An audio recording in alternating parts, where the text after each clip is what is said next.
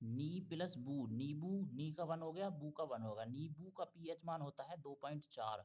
फिर आता है दूध, दूध का पीएच मान होता है 6.4। फिर आता है रक्त तथा आँसू, रक्त और आँसू का पीएच मान होता है 7.4। इसे याद करने की ट्रिक है, अगर किसी को ना चीर-फाड़ देंगे तो खून और आँसू दोनों बहेंगे। चीर-फाड़ देंगे तो खून निकलेगा और आँसू आएँगे, चीर-फाड़ देंगे किसको? एक साथ दोनों को। एक साथ दोनों को मतलब रक्त को और आँसू को, एक साथ दोनों को अगर चीर-फाड़ देंगे तो पीएच मान 7.4 हो गया। नमस्कार दोस्तों, स्वागत है आपका अपने यूट्यूब चैनल एसके सर 7246 में। दोस्तों अगर आज की वीडियो पसंद आए तो वीडियो को लाइक, शेयर एंड सब्सक्राइब करना ना भूलना। तो चलिए वीडियो को स्टार्ट करते बिना टाइम वेस्ट करे। तो आज का हमारा टॉपिक है पीएच मान। पीएच मान आज का हमारा टॉपिक है, तो वीडियो में ना दोस्तों अंत तक बने रहना। मैं बहुत ही ट्रिक से पढ़ाऊँगा आपको और ऐसी-ऐसी ट्रिक बताऊँगा कि ज़िंदगी भर नहीं भूलोगे आप, ठीक है?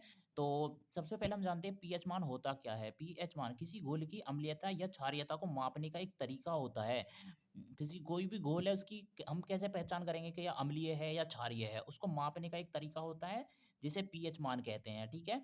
तो पीएच मान का जो पता लगाया था वो सोरेनसन ने लगाया था। तो Sorensen is the name of his scientist. Sorensen एक साइंटिस्ट का नाम है जिसने पीएच पैमाने का पता लगाया था। पीएच उसने बताया था कि पीएच पैमाना जो होता है 0 से स्टार्ट होता है और 14 तक जाता है। जबकि बीच में 7 पे जाके उदासीन हो जाता है। अगर 7 से कम होता है तो अम्लीय, 7 से ज़्यादा होता है तो क्षारीय।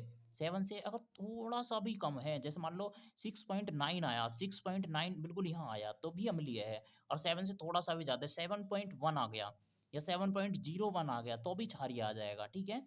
तो इस तरह से पीएच पैमाना होता है। तो एक बात हमेशा याद रखना, 7 से नीचे आएगा तो अम्लीय, 7 से ज़्यादा आएगा तो क्षारीय और 7 पे उदासीन होता है। 7 किसका होता है फिर ये बात आती है, 7 ओनली 2 चीज़ों का होता है, जैसे जल तथा नमक। जल और नमक का पीएच मान 7 होता है। ये जल कौन-सा है? जल भी कई प्रकार का होता है। जल है ये शुद्ध जल, जो पीने वाला जल होता है। ये वो वाला जल है जो शुद्ध जल होता है। फिर आता है हमारा नींबू। नींबू का पीएच मान 2.4 होता है, इसे याद करने की ट्रिक है। नी अलग है, बू अलग है। नी का 1 हो गया, बू का अलग होगा। नींबू का पीएच मान हो गया हमारा 2.4। फिर आता है दूध। दूध का पीएच मान हो गया हमारा 6.4। फिर आता है रक्त। रक्त तथा आँसू का पीएच मान। रक्त रक्त मतलब अगर एक साथ दोनों को चीर-फाड़ देंगे ना रक्त को, तो आँसू और खून, खून और आँसू दोनों बहेंगे। एक साथ दोनों को चीर-फाड़ देंगे, तो खून और आँसू दोनों बहेंगे। मतलब एक साथ अगर दोनों को चीर-फाड़ दिया, तो खून और आँसू दोनों बहेंगे। तो इसका मतलब इसका पीएच मान हो गया 7। फिर आता है सिरका। सिरके का पीएच मान सी का 1 हो गया, और रे का 1 हो गया, के का 1 हो गया। सिरका। सिरके का पीएच मान हो गया हमारा 3। फिर आता है मानव लार का पीएच मान। मानव लार, मानव के अंदर मानव के मुँह में जो लार होती है ना, उसका पीएच मान होता है 6.5 से 7.5 तक।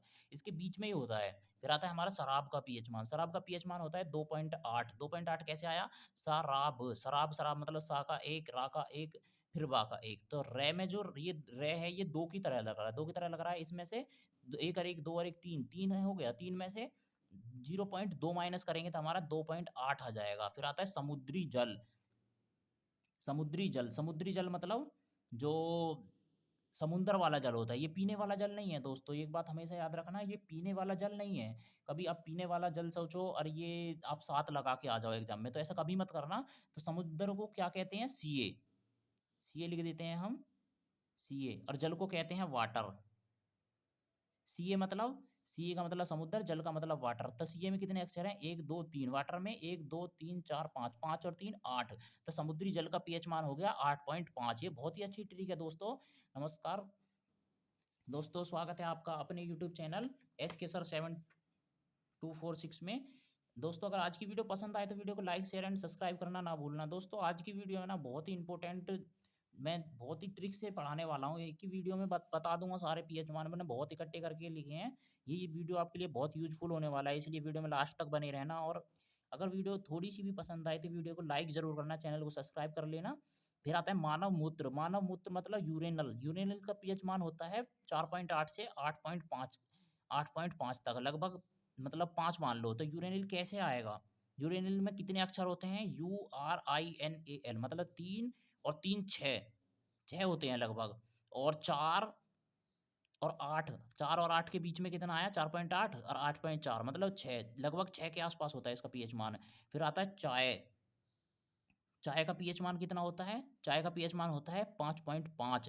चाय का आपने देखा होगा 50-50 वाली चाय आती है, 50-50 से याद कर लेना।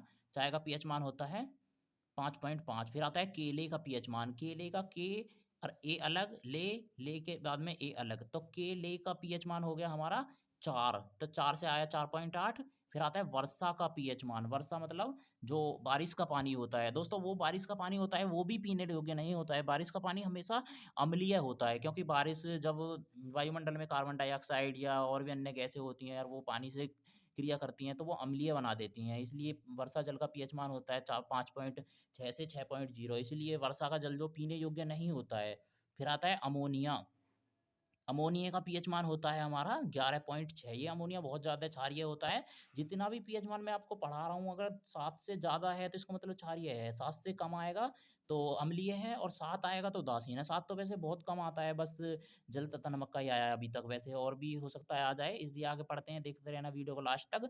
HCl का पीएच मान होता है 2.0। फिर आता है टमाटर, टमाटर का पीएच मान होता है 4.5। अब टमाटर को कैसे याद करने की ट्रिक है, ट अलग, मा अलग और ट अलग, फिर रा अलग, टमाटर। 1, 2, 3, 4, 4 अक्षर हैं, तो 4 अक्षर का मतलब हो गया 4.5। फिर आता है अमरूद का पीएच मान, अमरूद का पीएच मान कितना होता है? अमरूद का पीएच मान होता है 7.7। फिर आता है सोडा का पीएच मान, सोडा, सोडा तो दोस्तों बहुत ही सिंपल है याद करने के लिए, सोडा SODA, सोडा में 4 अक्षर हैं, तो इसका पीएच मान होता है 3 से 4 तक बस। फिर आता है दही का पीएच मान, दही, दही में होता है DAHI, तो 2 और 2 4 अक्षर हैं इसमें भी, दही का पीएच मान होगा 4.5 से 5.5। तो दोस्तों आज की वीडियो में बस इतना ही। दोस्तों अगर वीडियो आपको थोड़ी-सी भी यूज़फुल लगी हो तो वीडियो को लाइक, शेयर एंड सब्सक्राइब करना ना भूलना। दोस्तों अपने दोस्तों के साथ शेयर कर दो इस वीडियो को, वीडियो बहुत ही इंपॉर्टेंट है। दोस्तों अगर वीडियो अच्छी लगी है तो हमारे चैनल को सब्सक्राइब कर लो। ऐसी ही वीडियो के लिए बने रहना हमारे यूट्यूब चैनल पे। Thank you.